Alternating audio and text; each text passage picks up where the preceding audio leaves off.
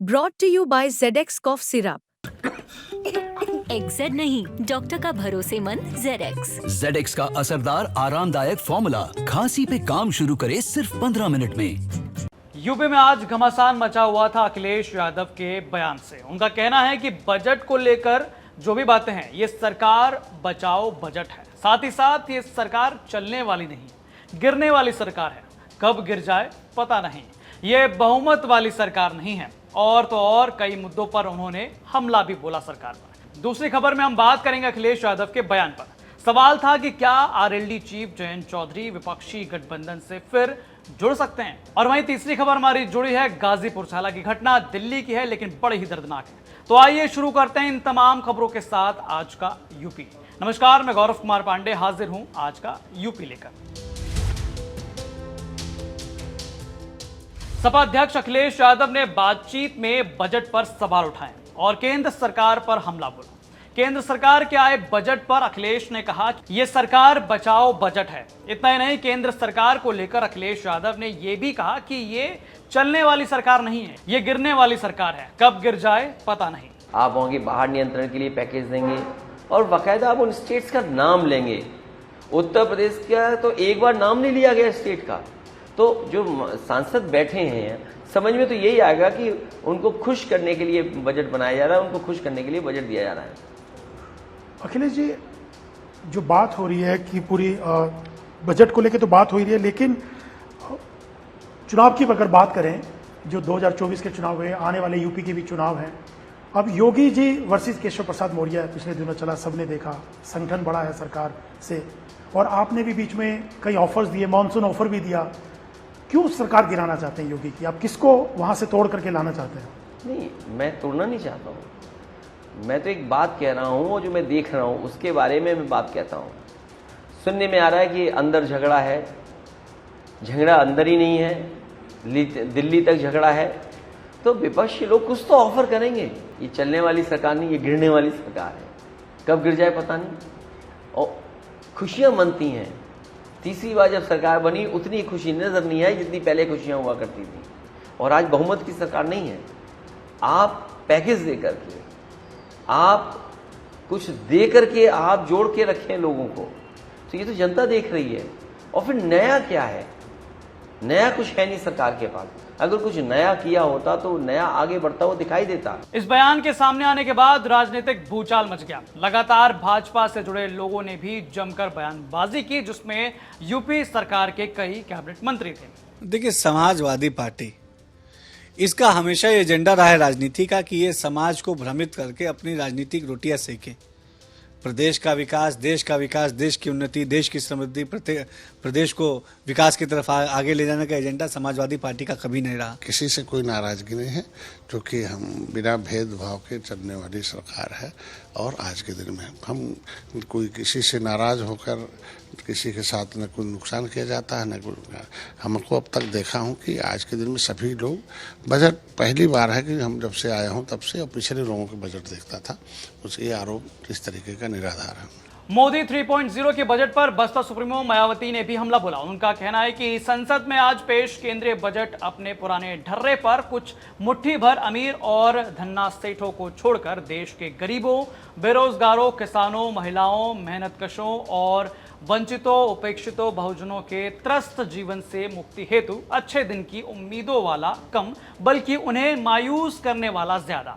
देश में छाई जबरदस्त गरीबी, बेरोजगारी, महंगाई, पिछड़ापन तथा यहाँ के 125 करोड़ से ज्यादा कमजोर तबकों के उत्थान और उनके लिए जरूरी बुनियादी सुविधाओं के प्रति इस नई सरकार में भी अपेक्षित सुधारवादी नीति और नीयत का भाव।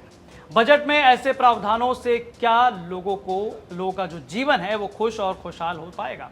तो मोदी 3.0 के बजट पर यूपी के नेताओं ने जमकर सरकार पर हमला बोला। महिला, युवा, गरीब और किसान, मोदी 3.0 सरकार का पहला बजट इन्हीं पर केंद्रित रहा।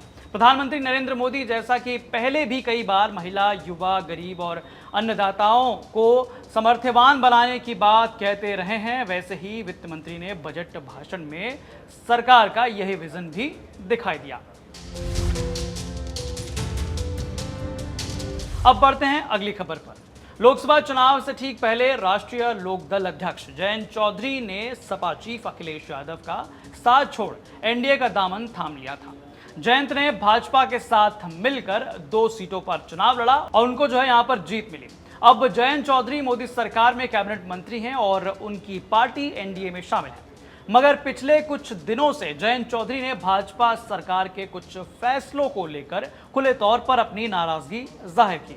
हाल ही में एग्जाम्पल जो है वो कांवड़ यात्रा का है। नेम प्लेट वाले मामले पर सुप्रीम कोर्ट के आदेश से पहले जयंत चौधरी ने ये कहा था, मुझे लगता है ज्यादा समझ के फैसला नहीं लिया, फैसला ले लिया तब उस पर टिक रहे हैं। टायर पंचर कहाँ लगाओगे? अब कुर्ते में भी लिखना शुरू कर देंगे अपना नाम कि देख के हाथ मिलाना है या गले लगाना है। कोई इस हिसाब से जाति या धर्म के पहचान करके सेवा नहीं लेता और ना ही इस मामले को धर्म जाति से जोड़ा जाना चाहिए। इसी को लेकर सियासी कयास लगाए जा रहे हैं कि क्या यूपी की राजनीति में एक बार फिर बड़ा परिवर्तन हो सकता है? क्या एक बार फिर रालोद चीफ जयंत चौधरी पाला बदलकर अखिलेश से हाथ मिला सकते हैं?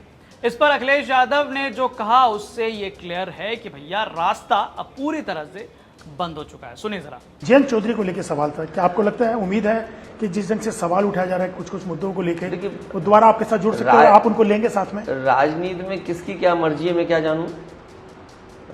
कुछ लोग आजाद होते हैं अपनी मर्जी से, तो हमकी मर्जी है जहां जाना चाहे जाए।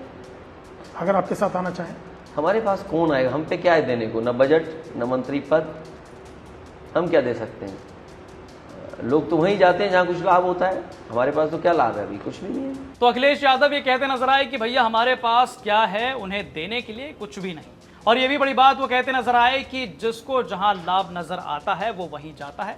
खैर, इस पर आज भी चर्चा गर्म है। बढ़ते हैं अब अपनी अगली खबर की ओर। गाजीपुर के रहने वाले नीलेश के घर मानो उस वक्त गाज गिर गई हो जब करंट से नीलेश को अपनी जो है जान गंवानी पड़ी। जी हां, वो पिछले 3 साल से यहां रहकर जी जान से जुटा था यूपीएससी क्रैक करने में, लेकिन सोमवार को भारी बारिश के बीच नीलेश आ गया करंट की चपेट में। सोशल मीडिया पर बाकायदा इसका वीडियो भी तेजी से वायरल है। इस घटना के वक्त वहीं कपड़ों में प्रेस करने वाली महिला से सुनिए क्या कुछ जो हुआ था। उसको कल कुछ नहीं, इधर से आ रहा था वो लाइब्रेरी से। हाँ। तो हम यहाँ भीज रहे थे तो हमारे से कहने लगा कि आप क्यों भीज रहे हो आंटी? मेरी बेटा हमारा सामान भीज रहा है तो हम तो उसको ढकेंगे ही ढकेंगे। तो हमसे राम राम भी किए उसने, कहा आंटी आप मत भीजो राम राम। तो मेरी बेटा तुम्हारा बस्ता भी तो भीज रहा। तो कहने लगा आंटी मेरे बस्ते की चिंता मत करो, मेरे पे तो कवर चढ़ा हुआ है। अच्छा। मैंने बोला कि मेरी बेटा, फिर हमें यहाँ कोई नजर नहीं आया, एकदम से कीच आई तो हम चारों तरफ देखने लगे कि ये कीच किसकी आई। कीच आने के बाद हम छतरी लेके गए, चारों ओर देख रहे थे कि किसकी आवाज़ आई है यहाँ पर। फिर हम गए तो वो एकदम गेट पर चिपका पड़ा था। हम यहाँ इतना रो रहे, पिल्ला रहे, चिल्ला रहे, इसको बचाओ, इसे बचाओ। जब दुनिया इकट्ठी हुई थी पर किसी ने बचाया, 2-3 लड़कों ने, पर वो डर के मारे पानी इतना लोड हो रहा था उसका, पर वो किसी पे नहीं बचा पाया। अब जैसे ये खबर गाजीपुर पहुंची तो वहां मच गया हाहाकार। घर वाले अब चीख चीख कर नीलेश के लिए इंसाफ मांग रहे थे, क्योंकि दिल्ली सरकार पर कई बड़े सवाल भी खड़े हो रहे हैं। ये तो दिल्ली सरकार की अव्यवस्था है, तो इस पर कुछ आप लोग मांग करेंगे? अब तो यही बताएंगे ना, वो जो लड़के हैं यही बताएंगे। अब मांग करने तो जरूरी है ना। एक छोटी सी लापरवाही से आपके घर में इतनी दुखद घटना हो गई, बहुत इस पर क्या कहेंगे? बहुत दुख। अब क्या कहेंगे, का सोचल बा का भ गई। मेंस की तैयारी कर रहे थे और होपफुल थे। हाँ। अब आप लोग जो है क्या मांग करेंगे? सरकार से कुछ मांग करेंगे? हाँ, सरकार से बिल्कुल मांग करेंगे कि दोषियों के खिलाफ कार्रवाई हो, इसकी जांच हो, बिजली कर्मियों के खिलाफ कार्रवाई हो और इनको मुआवजा दिया जाए। दिल्ली बीजेपी आरोप लगा रही है कि आम आदमी पार्टी सरकार की लापरवाही से होगा। अब ये तो सरकार की दुर्व्यवस्था इसमें कहीं आपको लगता है मौत के पीछे है? हाँ, बिल्कुल है। तो आज इस मामले ने दिल्ली से लेकर गाजीपुर तक लोगों के बीच जो है गुस्सा पैदा कर दिया। हालांकि अब जो है कई सारे सवाल दिल्ली सरकार पर खड़े हो रहे हैं। तो भैया आज के यूपी में सिर्फ इतना ही। आपको ये वीडियो कैसी लगी हमें कमेंट करके जरूर बताएं। बाकी तमाम खबरों के लिए आप देखते रहिए यूपी तक। धन्यवाद।